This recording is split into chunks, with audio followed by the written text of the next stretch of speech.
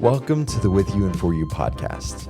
Our desire is to equip college-age students within the Edmond, OKC area by discussing topics and questions that are relevant to our generation. With that in mind, let's get to the show.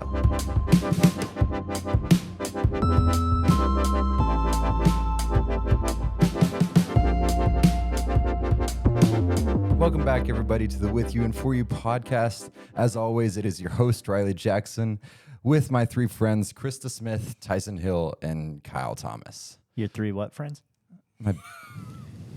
You can't say that Kyle's your best friend because you said Krista, Tyson, Kyle.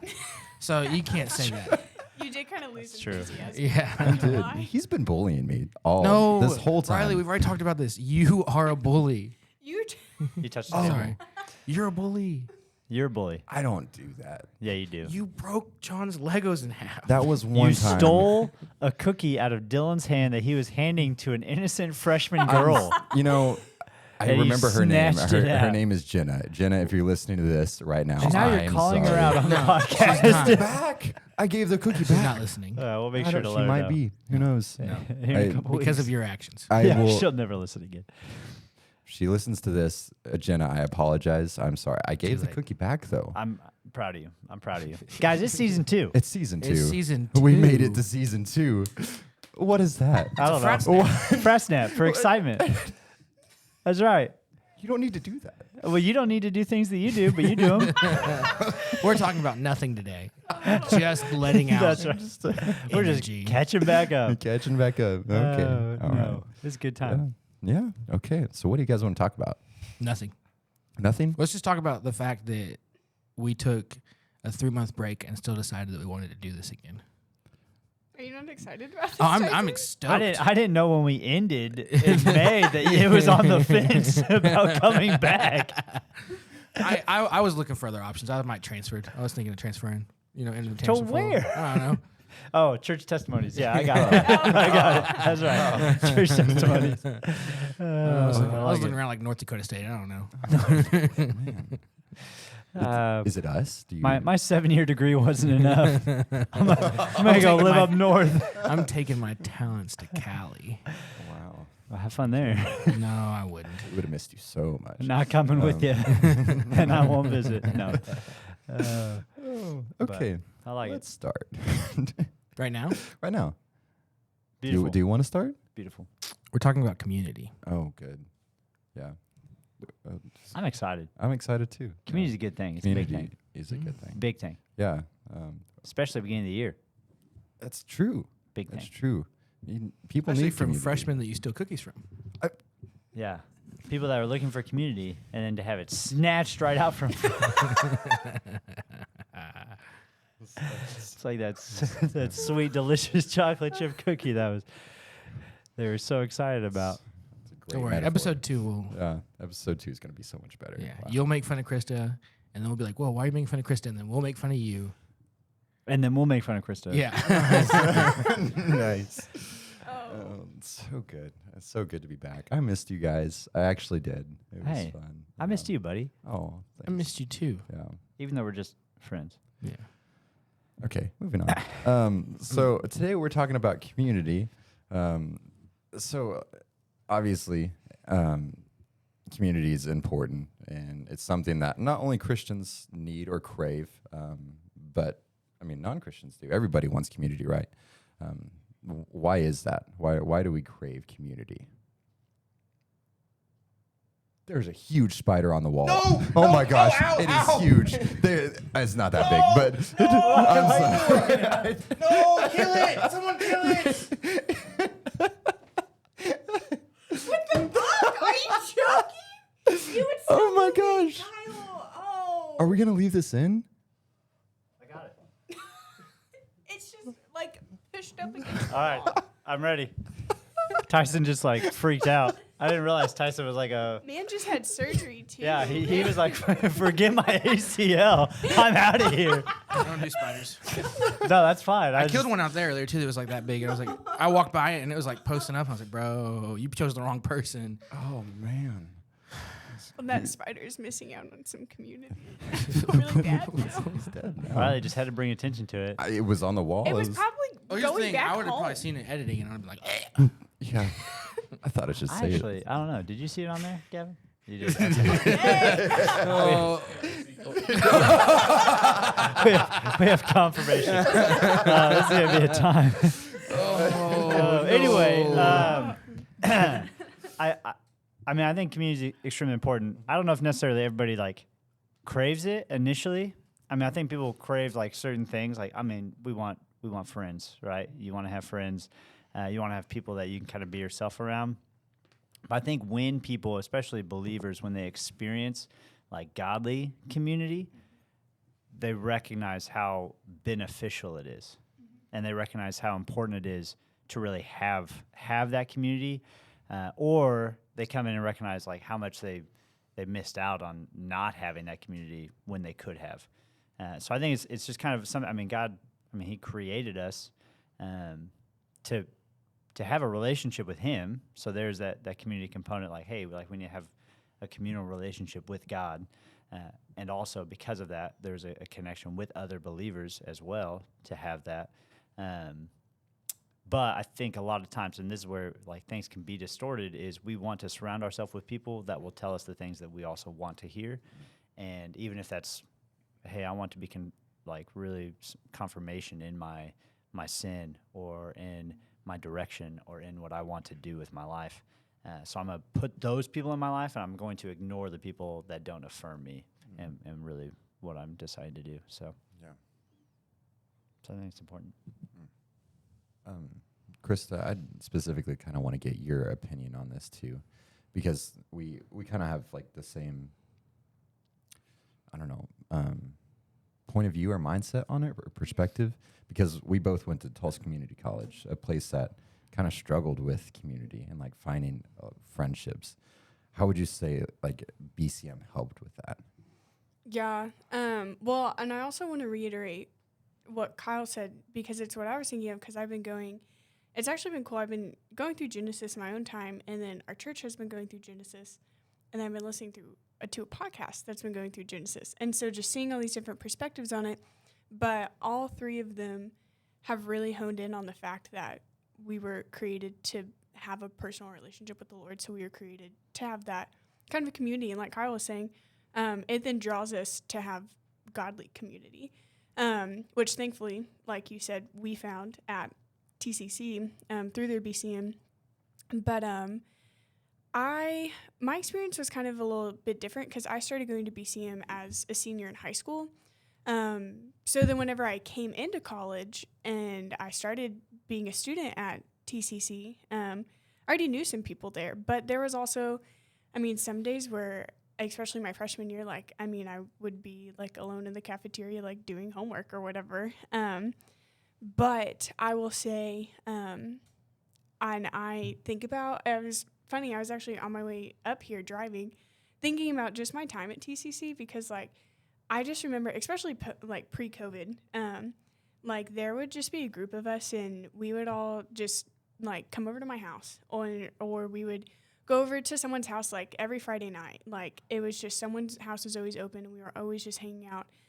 Even Thursdays before BCM, and we were all just hanging out, doing homework or whatever, we'd all just be hey, let's just go to Chick-fil-A, or let's just go hang out or do whatever. And it was just always such a sweet time, especially just even when we would just sit on campus and just invite people that were around us to come and hang out with us and be a part of our community. And it was just, I look back on that time as it being so sweet, because it was just that godly community that I didn't necessarily know that I needed at the time, but the Lord brought that into my life, and I will always be grateful for that. And so it's cool to see students now cultivating that and seeing that they are getting what I had as a student. And so that's just sweet to see in that season of their lives. Yeah. And So, kind of this next question of, it kind of branches off of what all of you guys said, but I'm sure many of you guys have heard this saying or something similar to it of "Show me your friends, and I'll show you your future." Do you guys actually think that's true? And if so, why is that? Why is it true? I think it depends on. I think it's true, but I may not like the phrasing of it because I think that we all have friends on like the outside of us who aren't really controlling our future, but definitely like our core friends 100% are. If you're surrounding yourself with people who are doing certain things, you're going to do certain things. And so if you're surrounding yourself with Christ-minded people and you're in community and you have accountability, then those are what's going to reign supreme in your life. But if you're on the fringe of your Christ-centered community and you're plugged in deep into a worldly community, then you're going to be doing things of the world. Just because, like, as humans, we naturally do want to please the people who are around us in our community, so we naturally will want to do the things they're doing. And it just kind of takes over. So if we're surrounding ourselves with Christians, then we're going to do Christ-like things. If we're not surrounding ourselves with Christians, then we're not going to do Christ-centered things.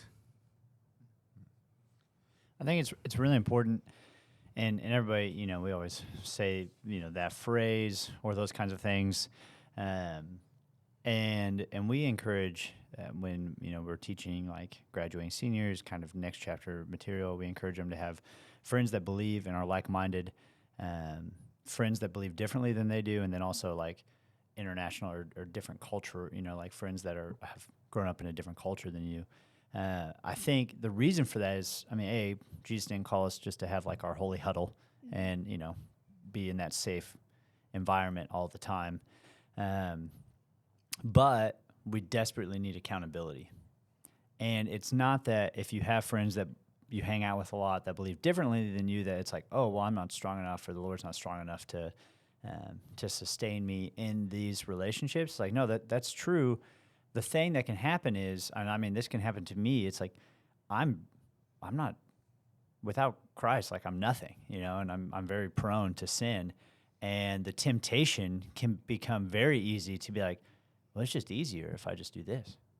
It's just easier if I just, you know, like, hey, I can, you know. I mean, we were joking, you know. It's like if I may have a conviction of like, hey, I don't want to drink, right? It's like, but if I'm hanging around people that drink all the time, like my conviction can begin to wane in them because I'm around it. It's like, oh, nothing bad is happening, and you know, it's like, so it's okay for me. But even though I've decided, hey, I don't want to do this, and so that's why we need to have a solid group of people that are going to hold us accountable, but also going to push us and challenge us in our faith spiritually.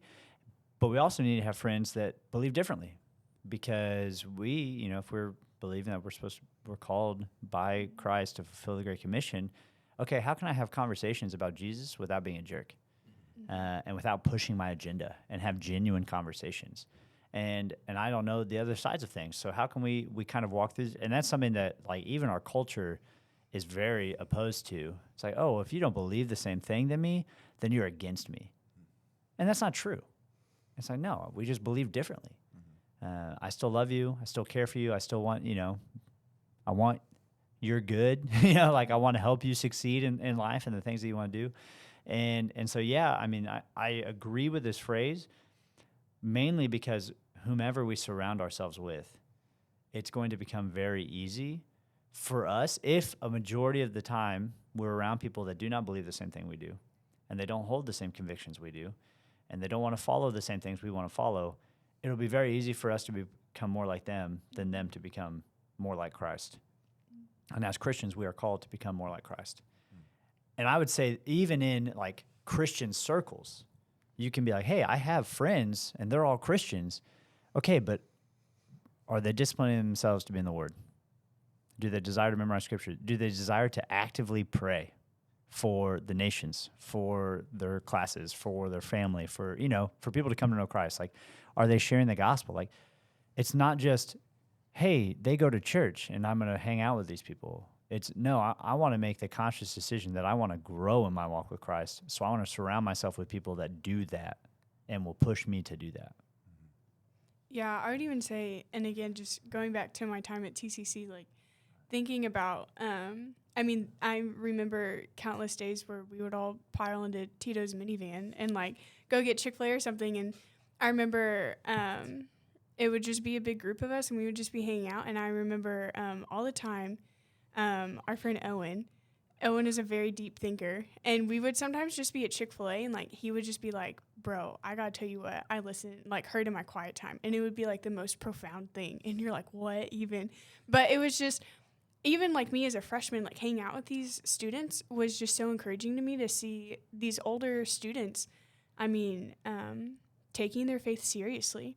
But then on the flip side of that, I also was challenged by them to have friends, like Kyle was talking about, that don't necessarily believe what I believe. And because I had friends like that in some of my classes, then the reason why I think it is important is because it gives you a heart for those people that don't know the gospel. And having those friends and having those conversations do. But again, not making those people the closest people that have influence over your life. And just allowing the people that have influence over your life to be people that are, I mean, desperately pursuing the Lord. I think the big piece that's missing, that like, okay, it's good to have friends who aren't Christians because we want, of course, to share the gospel with them, but it's very important to have friends who are Christians, is the piece of accountability. I think that, like, if we surround ourselves with people who aren't like-minded in the sense of like we're all pursuing the same goal to be more like Christ, then naturally, as sinners, sinful people, we do want to do the things that they're doing. And so naturally, if we think to ourselves, well, they're not going to get mad at me if I do this, and they're going to be the only ones who know, like, why not just do it? And so when you're surrounding yourself with that culture that's not going to, it's going to affirm the wrong decision and not hold you accountable to the standards that God has for you, that's whenever you're going to start looking more and more like the world. So it's still a piece that's missing in Christian community. I think Kyle kind of covered that as well, that like it's not just enough to have people in your life who are Christians. You have to have people who in your life who are Christians who are holding you accountable in this walk. And accountability goes both ways, both non-Christian and Christian. Like whatever goals you want to achieve, you need people to help you be accountable. So if we're saying that the Bible is true and the things of the Word are true, and that's what we want to hold our life to, then we need to be accountable to that. And there are people around us who need to hold us accountable to that in our community. If we don't have that, then we're just talking about the football game that happened on Sunday, and that's it. Yeah. And this next question, like Tyson, you kind of already answered. But for people who are graduating college soon, or maybe entering college for the first time, like you're an incoming freshman, and you just left your youth group, or you're about to graduate college, why is it such a necessity to find a Christian community to get plugged into after you get done with high school or after you get done with college? I think that it first shows the value that you have on your faith. So there's so many statistics who come out and say that, so like 75% of people will leave the church when they go off to college. And it's because they didn't value the faith in high school. They valued friendships, but not accountability and the Word. And so for the freshmen going into college, like if they value their faith, then they need to get plugged in immediately with anything. And I think one thing that Kyle pushes so well with our incoming freshmen is like BCM doesn't have to be the place for you, but we do feel the burden to make sure you find your place, because we don't want to just leave you high and dry. And so for incoming freshmen, it's so important because there's so many ideas out there. And if you're just going to be lost to the wind to the ideas of a university, then you're going to start to think the way that the world thinks.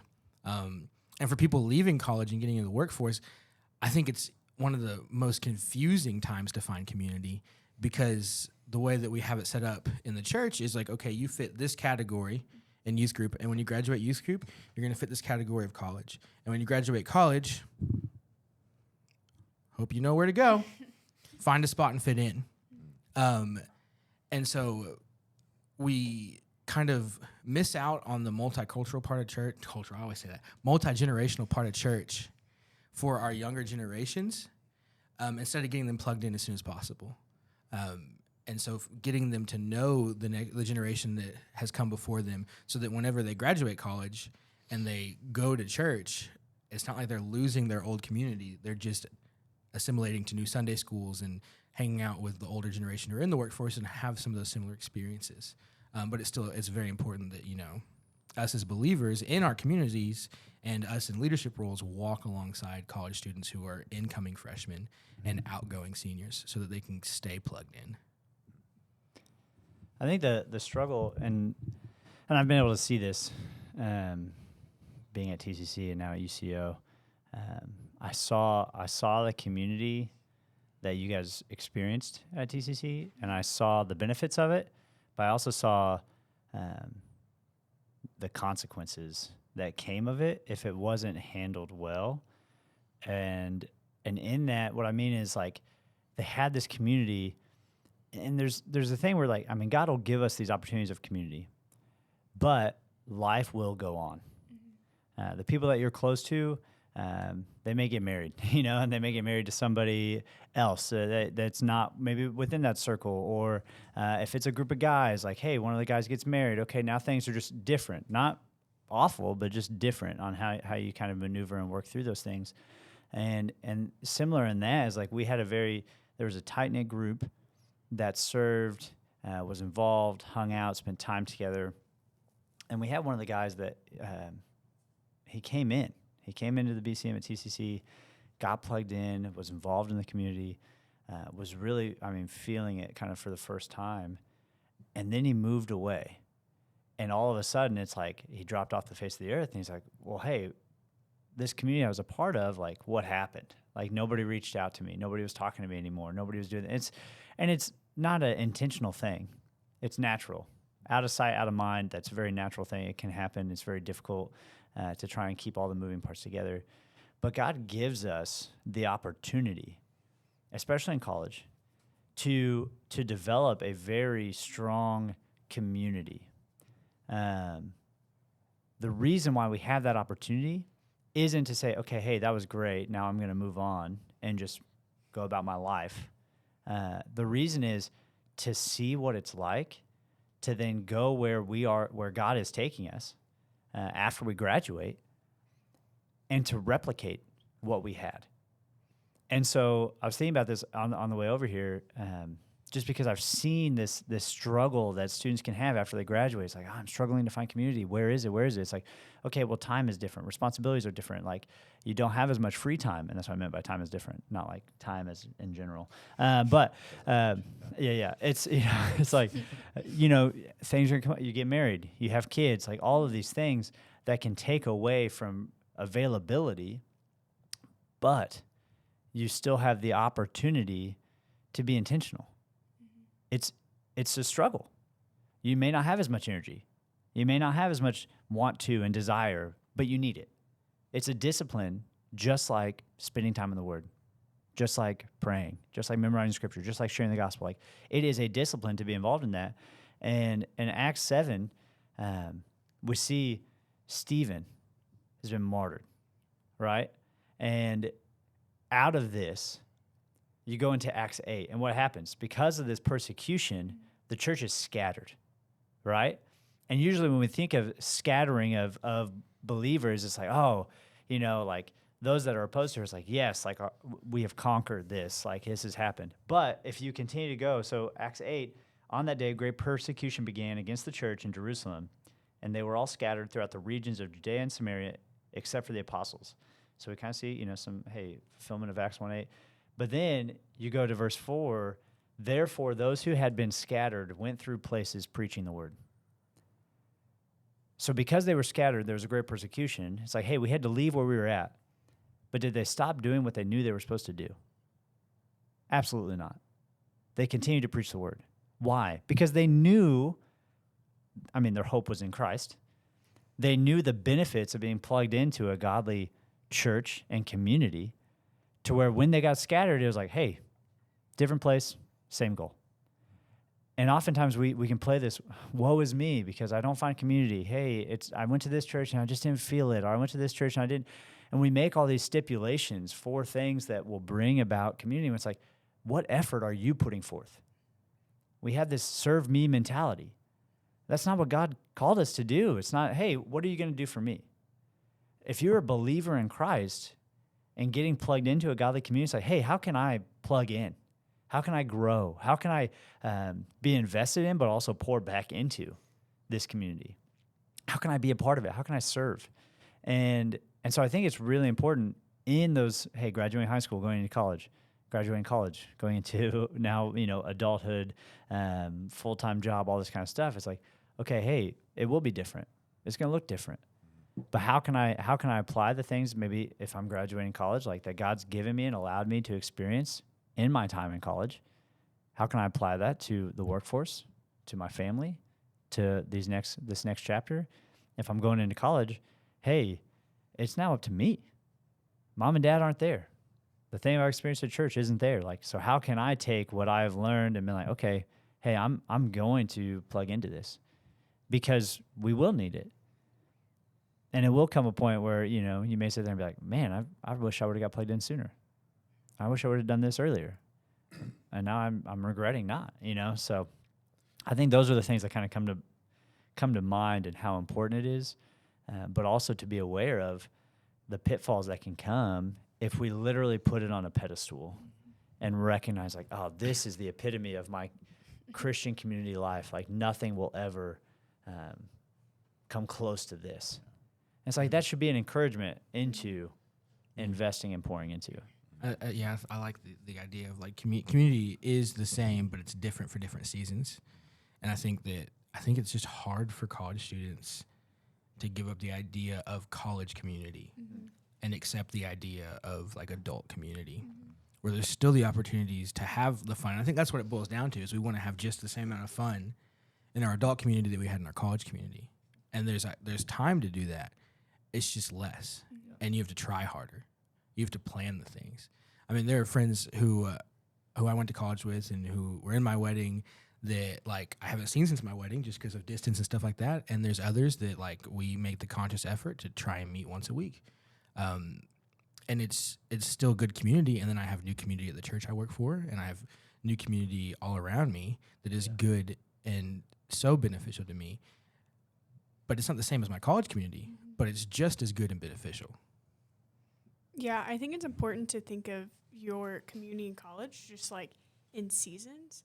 Because like I recognize like, yes, I had my season at TCC, even like having a season within a season, because you saw that with COVID. I mean, like our community looked completely different like during my college years. But I think even in like viewing it as a season helps because we understand that seasons don't last forever. So that particular community that I had with that whole group of people in Tito's minivan, that will most likely never happen again. But as desperately as I wish it would. Tito doesn't, he doesn't have the minivan anymore. Oh, yeah, Tito doesn't. And he goes by Elias now. What? Yeah. Don't look at me like that. That's his name. I didn't know he went by Elias now. Apparently. Word on the street is. Sorry. Word on the street is. Word on the street. But recognizing that, I mean, was just a season, but also looking back on that and understanding that was such a sweet season of my life, and seeing that, how that season impacted me to be where I'm at today, because I had that, my college years as a big foundation of, I mean, the direction my life was going in. And because of the people that I surrounded myself with, like I am where I am today. But now I'm in a whole new season with a whole new community of people that I have met within the past year. And so I think recognizing it as a season and understanding that seasons don't last forever, even if we want them to. When I moved here, it was kind of difficult because I was in that mindset of just thinking like, oh, I want that, like that college community. But I had to always remind myself, like, I'm not a student anymore. Like, I'm not in this mindset anymore. But again, me coming to the realization that, oh, that was a really good season of my life, but here's a new season, and it's really exciting to see and step into like a new season and see the community that the Lord has for me then. And so, I mean, I would encourage everyone listening to this, especially freshmen, like, I mean, you're stepping into a new season, so make the best use of that time during the season and be involved in a community that can spur you on in your faith. Yeah, and then one thing to kind of add on to that, for seniors who are going into the workforce, or maybe people listening here who just entered the workforce, like, it's okay to feel the grief of the college season ending. It's okay to feel that grief of the previous community ending and finding the new one. Because I mean, we all have fond memories of our times in college, and sometimes we think about it and we're like, if only I could go back then. No, I don't want to go back. I'm married now. It's great. But there's Right, I went there. there are things. Okay. Being No, single is okay. It is. Kyle. You're right. It's a gift. Speaking of gifts, that goes back into what I was trying to say here. It was a gift. God gave you this time, and it's sad that it ends. And it's okay to be sad. It's okay to be sad for a little bit. But the next thing He has for you is just as good. And for the freshmen who are coming in, just like Krista said, like, cherish these times. Cherish your freshman year so much so, because you're never gonna get another year of your life like your freshman year. Cherish it so much so. And then cherish your whole time in college with that community so much so, because you're never going to have a time like this in your life again. And so don't come to the end of your time in college, and that's the time you start to appreciate it. Appreciate it the whole way through, and thank God for the gift of community that He's given you. And maybe you're on the flip side. Like, maybe you really appreciated the community you had whenever you were in youth group and you're an incoming freshman. Because that's what it was for me. Like, I had a friend group in high school that I really appreciated and loved, and a really great Christian community. And then all of them went off to college, and I just went to Tulsa Community College. And I mean, no hate against it, but like, everybody was going I to. felt like there was some hate. Oh, there's no hate. I There love was some TCC. hate. I remember the conversations. No, just You're right. We'll get there. So yeah, it was really hard to leave that community and to let them go. And I remember not wanting to let it go, and it was hard for me to honestly join BCM because I didn't want to move on. And because I lacked community and accountability through that community, I did a lot of things I regret. I mean, I sinned a lot. And if I'm being honest, I was a dirtbag. I really was. And the way I just treated people and the way that I just acted was not Christ-like at all. And that's because I didn't have anybody around me holding me accountable. But because I didn't let that youth group go and those people go, I didn't move on. And sometimes you just have to. Sometimes you just got to accept that it's a new season of life, and walk into it without holding anything, without anything holding you back. Yeah. Even though it might be hard. So I would encourage you guys to do that. That if you're still in that season of trying to hold on to the things that you had in high school, walk into this new season of freshman year. I know it's going to be hard and difficult, but we're here with you and for you, right? That is our slogan, and we truly mean that. We're with you and for you, and we want the best for you. If you don't come to BCM, we'll find a place for you to be. Yeah. No, and I think that's really good, because the thing is, like, if you hold on to it, that's not saying that your other friends are. Like, people are going to move on, right? And I would even say, like, you will probably, unless you go, I mean, you can go to college with your high school buddies and stuff like that, and you can keep those friendships going and everything. But for the most part, like, my closest friends came from college.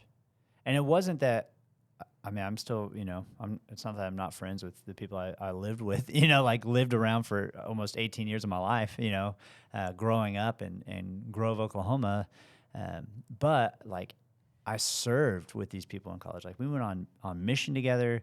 We went on the campus and prayed for it together. We went and shared the gospel together. Like, we were, like, in these things, kind of, on the front lines, like, spiritually together. And that brings a bond that other things, just don't necessarily. And so understand, like, you can really make these deep friendships, and it's something that can set up, I mean, for the rest of your life. Like, you you will maybe not live in the same town as your best friends that you have in college or your best friend that you had in high school. Like, there's no guarantee that that will be true. You need to make friends. You need to be involved. You need to have community.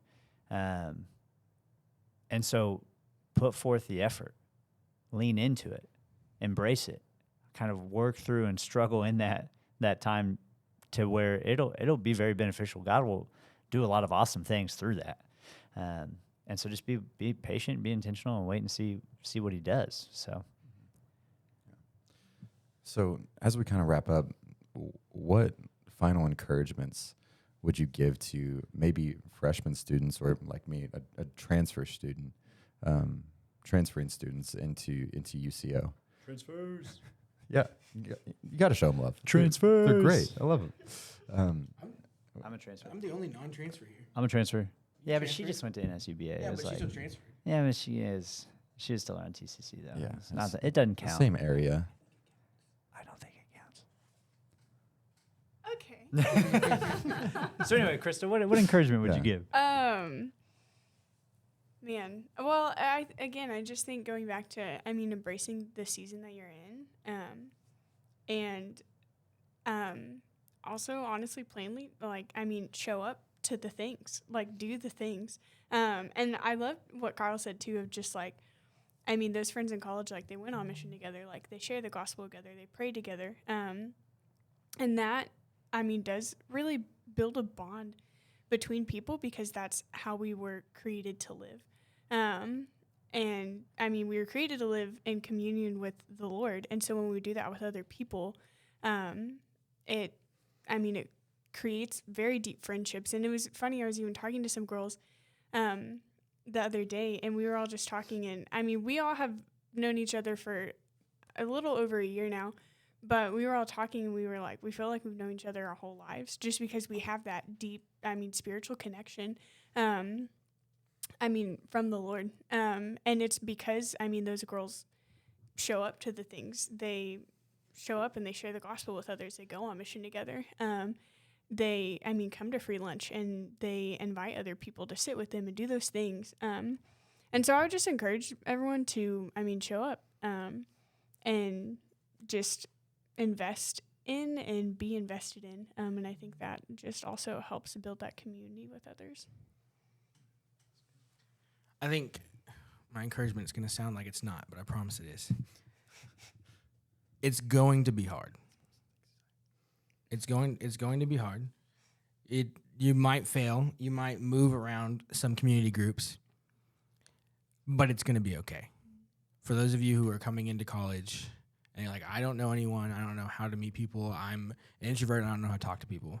It's going to be hard. You're going to feel drained. You're going to be like, I don't know if this person even likes me, but it's going to be okay, and it's going to be for the Lord.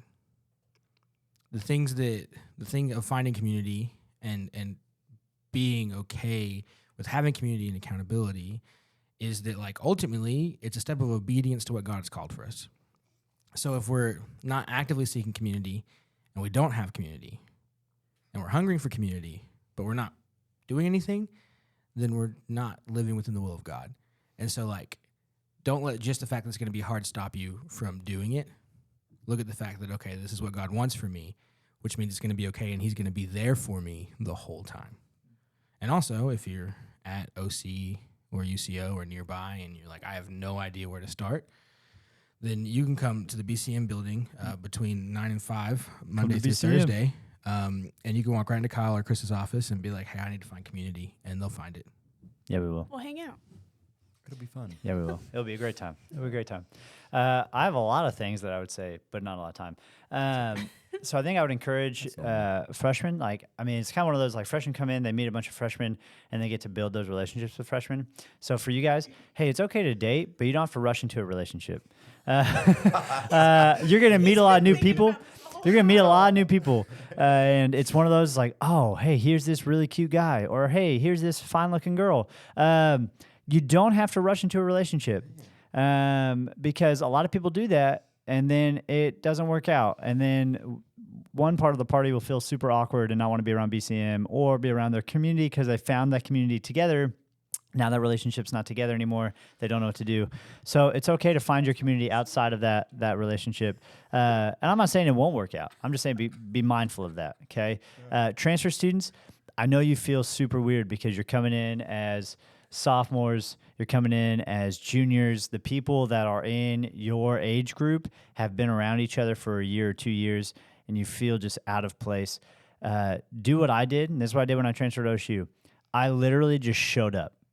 Like if I contacted the guys that were in, like I was a junior, they're juniors, I'd hit them up, I'd text them, whatever, be like, hey, what are you guys doing? They would literally text me back saying, oh, we're eating. I'd be like, okay, where are you at? And I would just show up mid-meal, order my food, and then they would have to sit there and wait for me because they were godly guys and they weren't going to be jerks. I was that guy. And here's the thing. The benefit of doing that, not only did it get me plugged into the godly community that I desperately needed, like there were incoming freshmen that thought I had been there for 2 years. They didn't know that I transferred into OSU. And so it's one of those, like, if you want community, it can happen. It takes effort. It takes work. It doesn't just fall into our laps all the time. Sometimes it does, and praise the Lord for that. Sometimes it takes some effort. God's given you the ability to do that, so put forth the effort to make it happen. And the other thing is, don't allow, I get that there's this, and this kind of applies to everybody. We kind of do this, hey, are you going to go to this thing? Well, if they're not going, I'm not going. Don't allow that to be the case. The things that God's convicted you of may not be the things that God's convicted your friend of.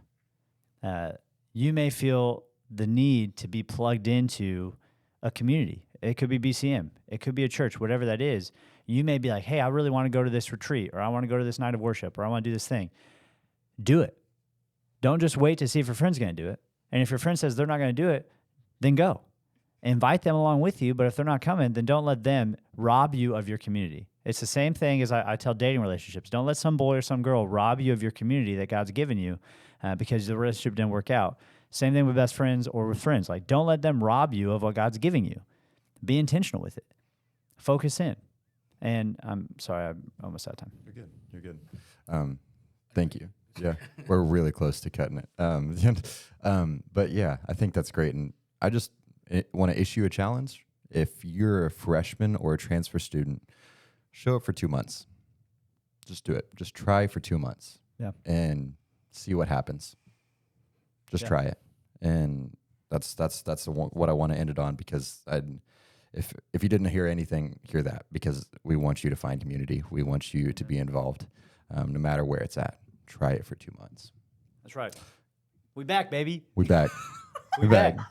Awesome. I hate y'all. All right. Bye-bye now. We'll see you next week. All right. Thank y'all for tuning in. Thanks for hanging out with us. Be sure to tune in next week, where we'll be having another awesome discussion. And if you want more information or want to ask us a question, make sure to follow us on Instagram at UCO BCM.